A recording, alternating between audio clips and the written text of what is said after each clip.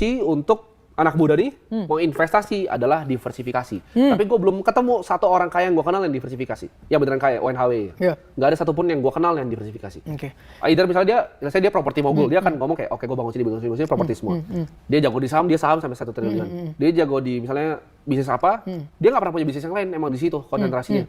Atau di aset kelas yang mana, gue juga ketemu di kripto yang di Bali, ada yang orang beli sehari 100 miliar, gue udah ketemu orang Singapura. Nah ini balik lagi, ini sama kayak lo Nggak pernah ngobrol, lari asetnya. ini sama kayak lo ngobrol tentang dana darurat bro. Semua rumus ekonomi dan keuangan tidak akan works jika orangnya udah banyak uang.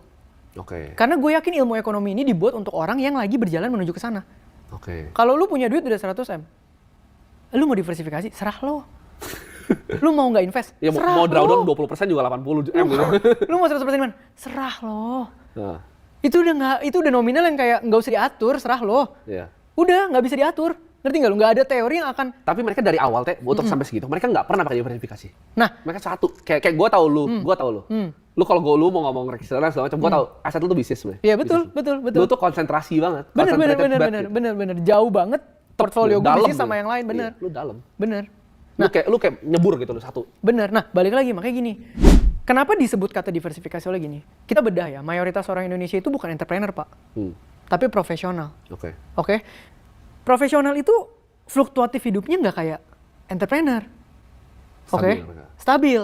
Maka diversifikasi itu dibutuhkan banget sama mereka. Untuk apa? Karena mereka nggak punya waktu untuk dive deep ke dalam masing-masingnya, lo ngerti nggak? Oke. Kalau misalnya lu sekarang entrepreneur kayak gue, misalnya.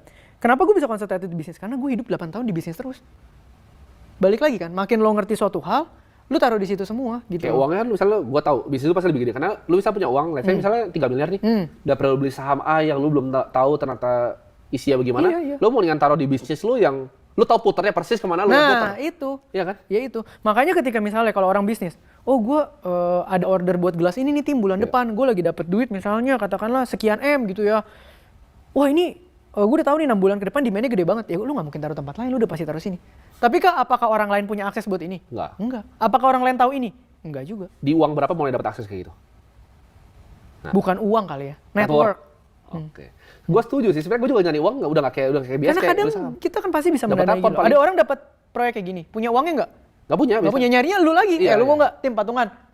Ya bisa gitu sih. Bisa selalu gitu. Terus kayak cepat dapat duitnya baik lagi. Iya. Maka menurut gue yang itu, kalau lu mau ukur urusan finance buat orang-orang yang sudah HNWI itu, nggak akan ada yang masuk lah tim.